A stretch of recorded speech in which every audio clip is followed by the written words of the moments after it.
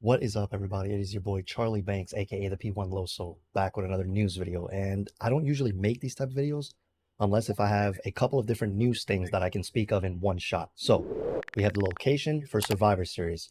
We have who could be the fifth member for the Elite side in the Blood and Guts match against the BCC. And apparently there's a few stars that might be missing SummerSlam. So we'll go ahead and go over all that amongst other news. I'll also be giving my thoughts as to why I think WWE had John Cena come out trying to spew the whole WrestleMania in the UK, so we'll go and talk about all that. First things first, WWE returning for where in Survivor Series? Let's go ahead and take a look at this article. WWE issued the following. Survivor Series is headed to the Allstate Arena. Wow. On Chicago of November 25th. Tickets are on sale Friday, July 21st. Business Wire WWE today announced that it will host Survivor Series on Saturday, November 25th, and additionally, a Friday Night SmackDown will emanate from on Friday, November 24th. Now, there was a little error there, but basically what they're trying to say is that the Allstate Arena will be hosting not only Survivor Series, but an episode of SmackDown on the night prior, which is fantastic news. You'll be getting an exclusive pre-sale opportunity for combo tickets for both Survivor Series and Friday Night SmackDown starting July 19th at 10 a.m. Central Time. Use your local time provider to figure out as it allocates to your specific time zones. Fans can register now to receive an exclusive pre-sale offer by visiting the WWE website there.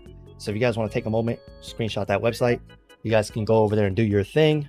And then, of course, the general public, as I stated earlier, will have their tickets on sale Friday, July 21st. And speaking of major premium live events, several top stars will be missing from SummerSlam as of right now at the recording of this video. Per Andrew Ravens, he goes on to write this article. And the whole overall of it is several top WWE stars not listed on the internal SummerSlam card. Could this change? For sure. Maybe, maybe not. WWE has yet to announce a single match for this year's SummerSlam, but the company does have an internal match card in place for the show. Matches for the likes of the undisputed Universal Champion Roman Reigns, Brock Lesnar, Ronda Rousey, Logan Paul, and the American Roller Coaster are all in place with the company just needing to announce them.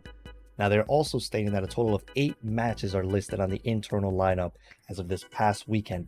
We won't spoil them in this article, but you can check out the match listing here, which I will go ahead and show you guys actually, because I have an idea of what the matches are already.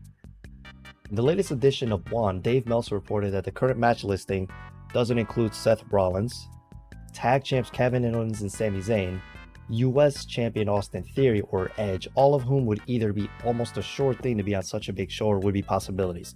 Now here's where I disagree with this.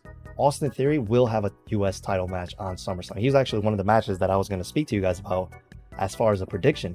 Now there were even rumors like weeks ago, which again, this was like a fan thing. This wasn't anything that was listed by Dave or anybody, but there was a rumor that DIY could be reuniting to challenge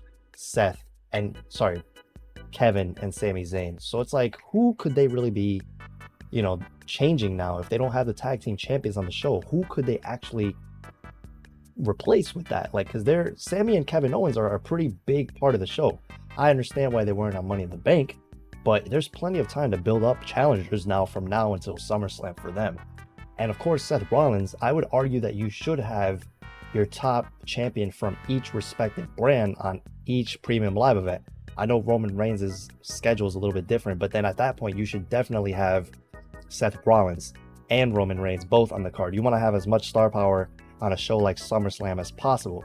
I mean, at this point, even if they do Seth Rollins versus Finn Balor again, I wouldn't be mad against it just because I feel like, the Judgment Day storyline split that they're doing right now is going really well as well. Now we're going to go ahead and take a look at the rumored matches. Top 6 previously matches confirmed for the show will involve names such as Roman Reigns, Brock Lesnar aka Brock Lesnar, Ronda Rousey, Logan Paul, and the American Roller Coaster Cody Rhodes. The show is expected to be headlined by Roman Reigns defending the undisputed Universal title against Jey Uso, which is one of the matches I thought we would get as well, and then other matches that were previously confirmed. So Cody versus Brock, that makes a lot of sense to me. I do feel like a stipulation will be added to that match. You guys are more than welcome to tell me what you think down below as far as the stipulation. Trish Stratus versus Becky Lynch was another given. We will definitely see that. Asuka versus Charlotte versus Bianca Belair for the WWE Women's Championship, which again, personally, I agree with. If you guys haven't seen my Instagram post there, then you will understand why I wrote that. Gunta versus Drew McIntyre for the IC Championship, which is fantastic. Ronda Rousey versus Shayna Baszler. This is another match that I'm pretty excited for, despite them rushing the storyline. There is a rumor that Ronda may be even leaving WWE, which is why they rushed the storyline. But until I hear anything from Ronda directly or from a more reputable source that isn't Dave Meltzer, I will take it as just rumors at this point. And then, of course, another match was obviously Logan Paul versus Ricochet, which it looks like they will be locking in plans for that probably this upcoming week when Logan Paul shows up to speak with Ricochet. Another match that I was expecting was, in some capacity, either Austin Theory versus LA Knight, or Austin Theory versus a returning Carlito who will return tonight for SmackDown. So, or has been rumored to return tonight, I should say. There was another match that I'm interested in seeing as well, which it looks like they may also be going the route of Rhea Ripley defending the World Women's title against Raquel Gonzalez. And of course, let's speak briefly on the John Cena showing up at the United Kingdom for Money in the Bank. He was actually filming a movie nearby, which is why it would make a lot of sense, or made a lot of sense, that he was there. The other thing that I realized was that when he was speaking of bringing WrestleMania to the United Kingdom, it immediately got me thinking. Puerto Rico paid around $1 million, if not more, to host Backlash on the Caribbean island.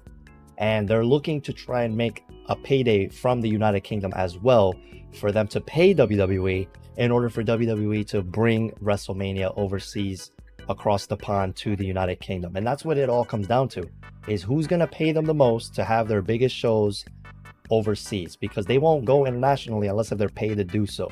That's why they do all these shows in Saudi Arabia, because they have a multi-year contract that Vince McMahon did for Saudi Arabia. Now, this is said to be something that it makes a lot of sense and is incredibly feasible for a show like WrestleMania at the United Kingdom. How much money would United Kingdom be willing to pay WWE for WrestleMania? And that is why they had John Cena out there to kind of gauge everything, to get everybody, those who are in charge, in UK, I guess, to understand that there is a pretty big demand for WrestleMania in the United Kingdom. And that could be something we see maybe 2 to 3 years from now if they fork out the cash. Blood and Guts. Blood and Guts will be emanating from the TD Garden, and we may have a potential spoiler on the mystery partner for the Elite. But it's really not a mystery if you know the lore. But for those of you who may not know, AEW will be getting a big name for a while as they continue to look for star power and build towards the upcoming Blood and Guts match on July 19th. Again, emanating from the TD Garden in Boston, Massachusetts, between the Elite and the BCC, and a surprise partner on each side. Now, it looks like that top free agent is Kota Ibushi, who has been talked about wanting to go to AEW and promotion being in his top priority. Fightful Select reports that they talked with this week are of the belief that he would be joining the company in some capacity, specifically for the upcoming Blood and Guts show. Kenny Omega even alluded to this in a little promo that he did after AEW Dynamite.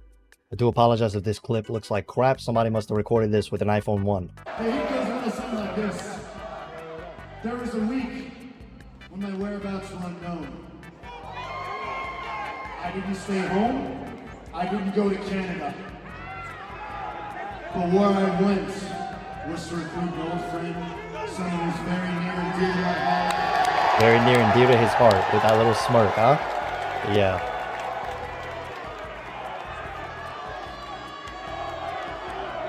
And I've got no doubt in my mind, as much as he cares about me, he cares about the guy in the crowd saying his name too. He cares about this promotion, he cares about changing the face of professional wrestling.